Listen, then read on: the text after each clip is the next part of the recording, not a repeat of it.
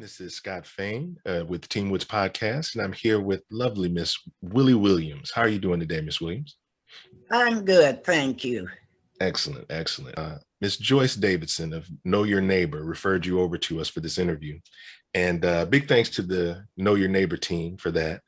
How did you two meet? How did I what? How did you meet Mrs. Joyce from? Oh, Joyce and I met years ago. We both were chairs of Block Watch. I was chair of Northside Eagle Eye, and she's chair of Know Your Neighbor. I have to get that, come back, bring it back.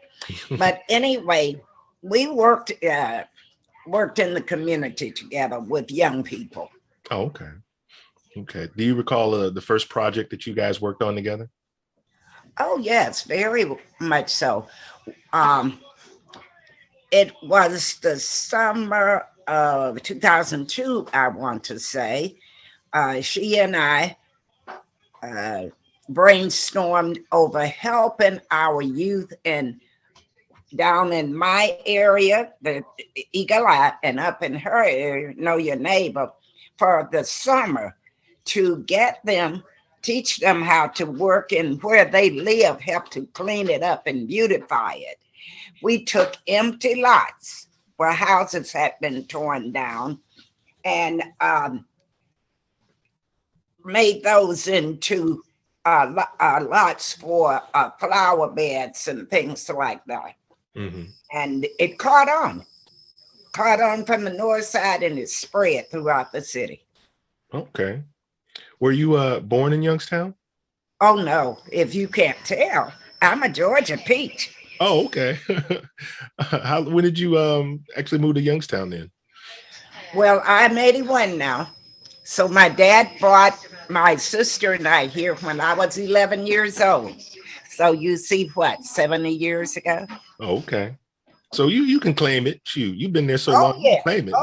But I just love Georgia. Yeah. And I actually tried to move back there when I retired.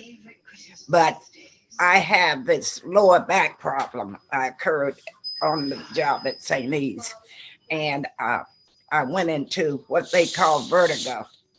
And I was falling all the time. And I wasn't allowed. The doctor didn't want me to live alone.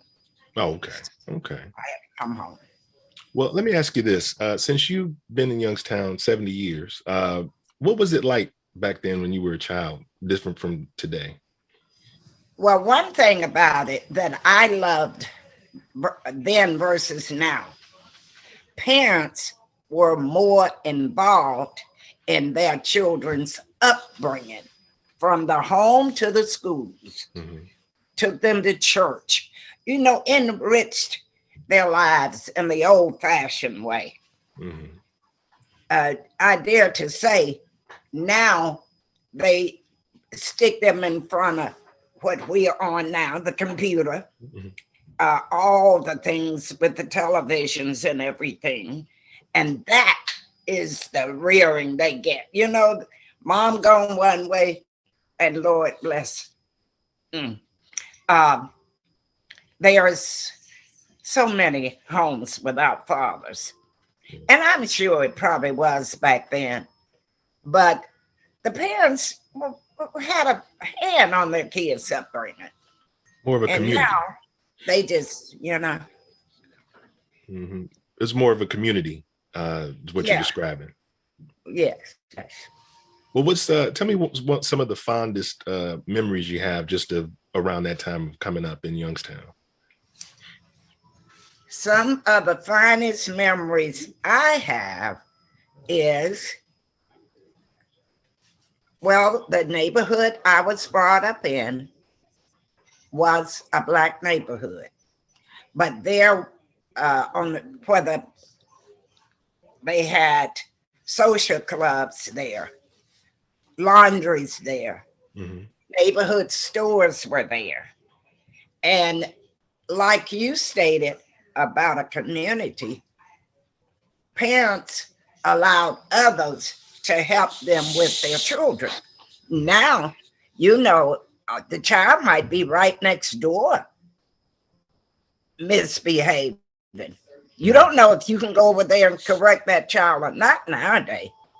True. Then my father, I was raised by a father and his sister and his father.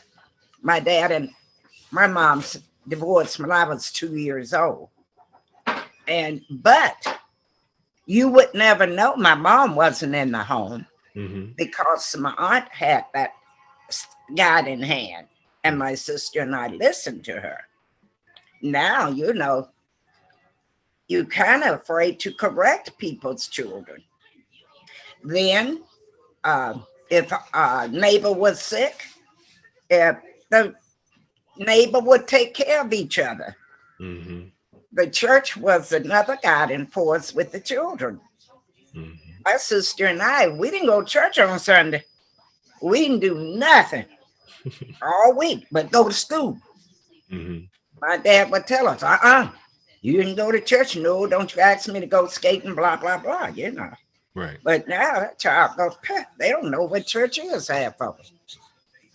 Well, you speak about school. What school did you attend? I attend Hayes Middle School and graduated from the Rand High School.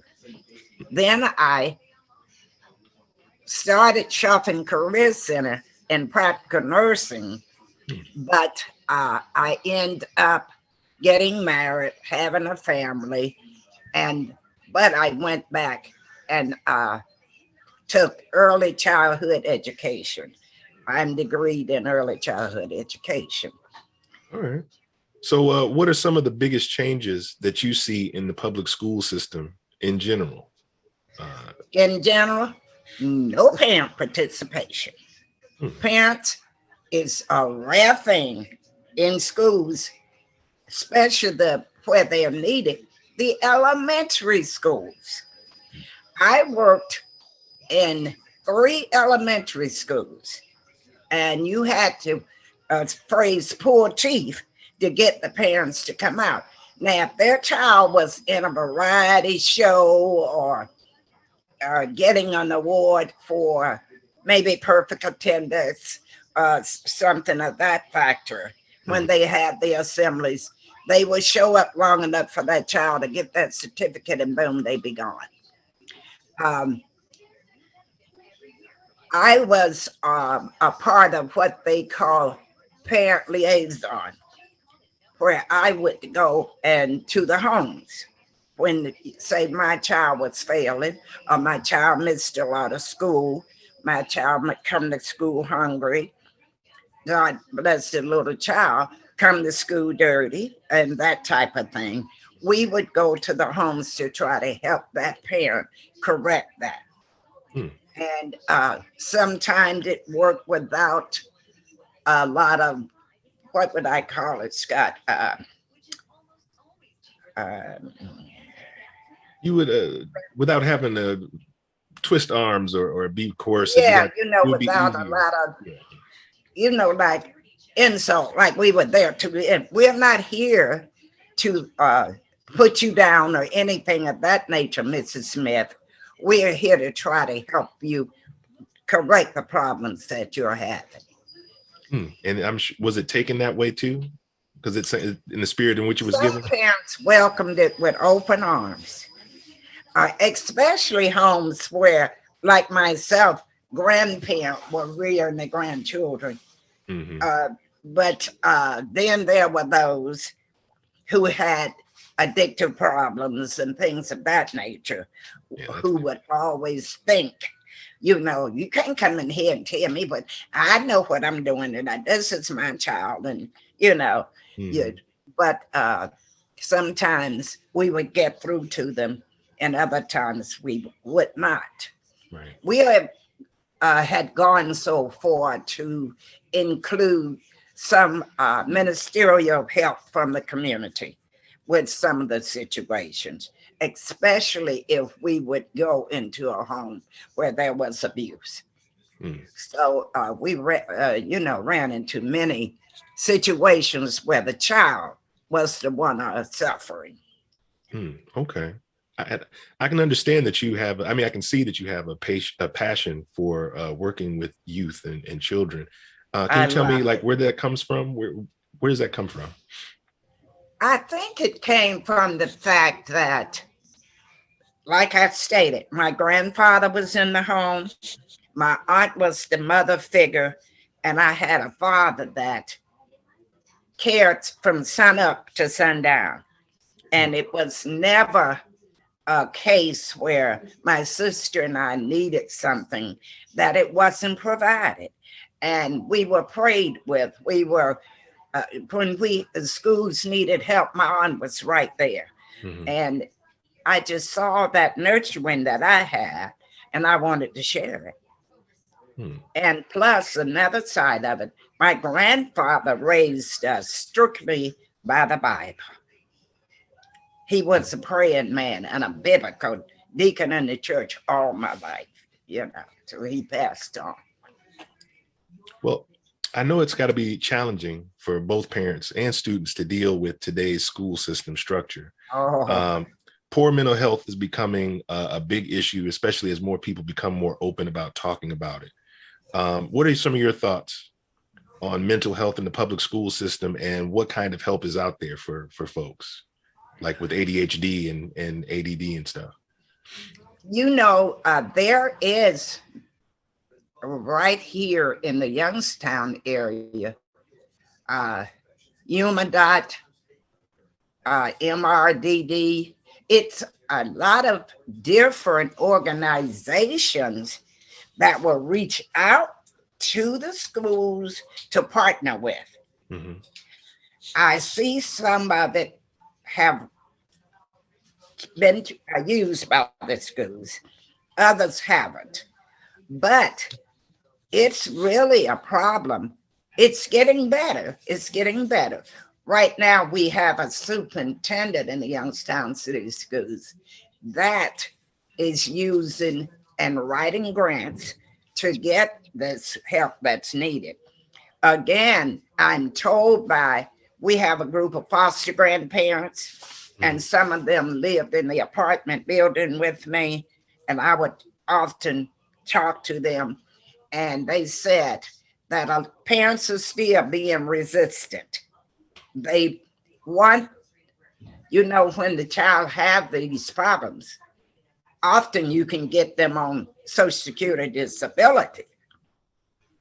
A lot of them will accept the help Mm-hmm. so the child can get the financial help, Right. but yet they don't come in unless the school have the IEP, individual educational plan, that bring them to the table. Okay. Tell me a little bit more about why that's important, because I'm just learning about, well, actually, I'm familiar with what IEP, but there are some people who may be just learning about what an IEP is. Well, this is important because you have that student teacher, you have that parent have to be there, and the principal, and the help of the school's nurse. You get all these people around the table that's contributing to the upbringing and the health of your child. Right. And it's so important that you get them and catch them in the young stage, the elementary stage of their education. Right. And I agree. It was helpful with one of my kids to help get him on the right path. And what you're describing is my experience. The teacher and Yes, everybody was there, and we just kind of talked about a plan for him.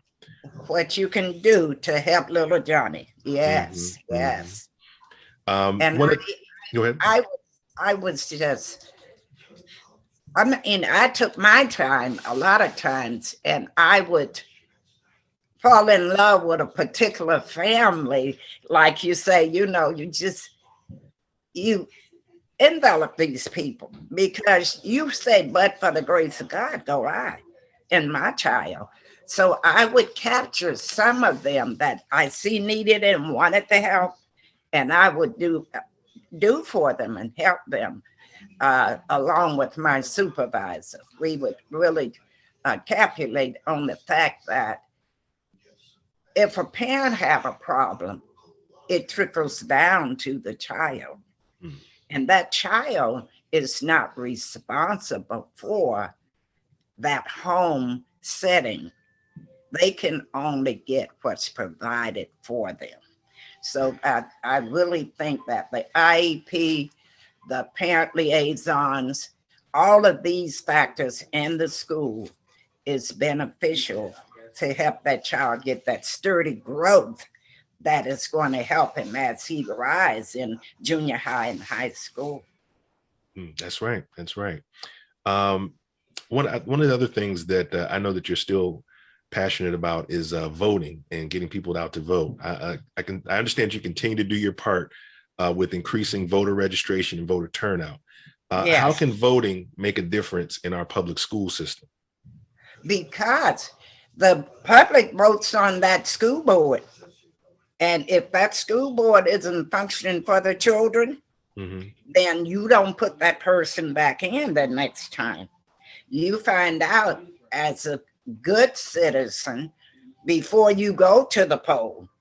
And I was one for going to the school board meetings and letting folks know who was for the kids and who was just there so they could be heard, seen, and get a little extra dollar.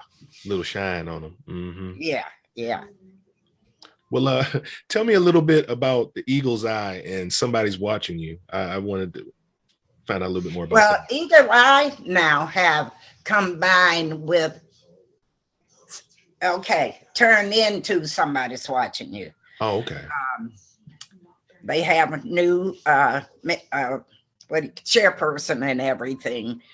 I am no longer, I went this past summer to their meetings, but I'm not what you call an active member anymore. Because again, Scott, it hurts me to sit too long and this type of thing. I can't get out and walk and do the things that the Block Watch people need to do. You know, you need to go to city council and do all these type of things. And you need to formulate in your neighborhood what is needed. If you see that family down the block having problems, it's your job as a Block Watch person to get out and help these people. And for 12 years when I chaired Eagle Eye, these are the things we did. We made sure if the light was out on the corner of Scott Street, for instance, we challenged the council person till that light got fixed. If the street had potholes, we see it after that. Needed trees cut back out of the electrical wires. You know, all these type of things come under being a good Block Watch person. And Joyce, my Lord, she is on top of it. She would pass things on to me. It's like now here with my grandson helping me with the computer. When we were working together, Joyce was the grant writer because I didn't know anything about no grants, but she made sure that we got the grants for the things that we needed to work with our young people. And we did that for 1 to 3 summers, I'm pretty sure. Okay. Do you have any projects that you're currently working on or involved with? Right now, no. I just moved in this facility 3 months ago, and it's a skilled nursing facility.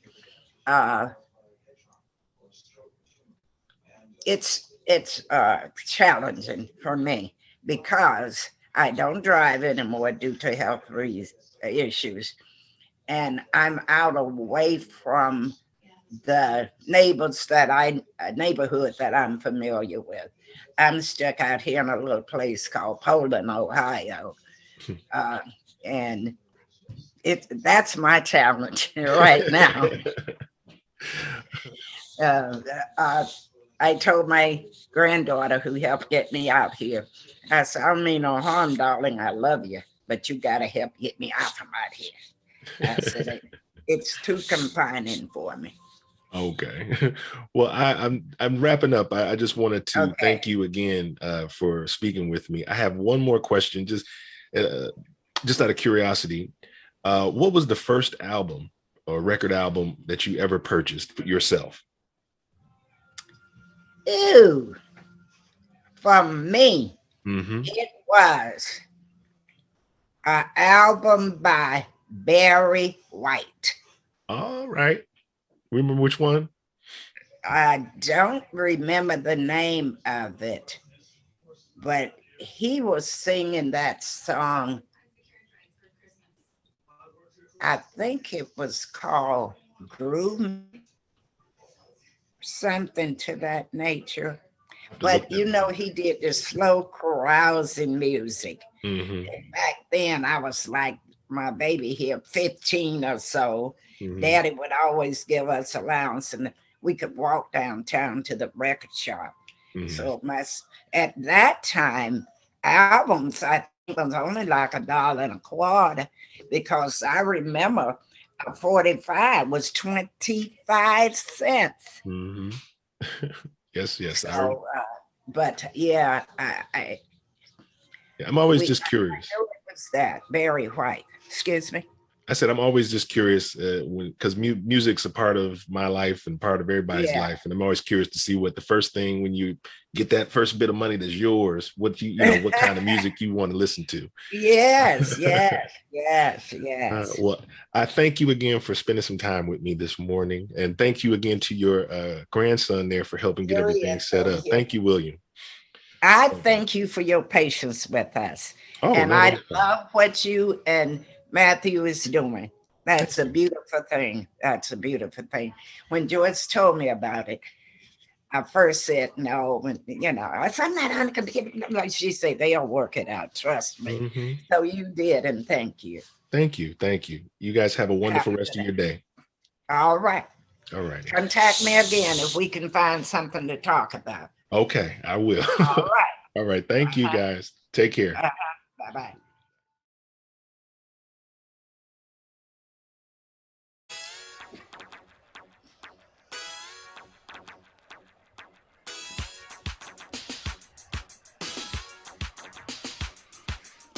Good boy. Hey, no, Zeus. Good boy. No, no. Back. Back. Sit. Sit.